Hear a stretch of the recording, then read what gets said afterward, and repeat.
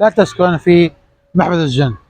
فنادق محبس الجن يعني بعيدة كلش عن الحرم المكي، يعني بالباصات تروح من حرم إلى من فندق الحرم كلش بعيد يعني.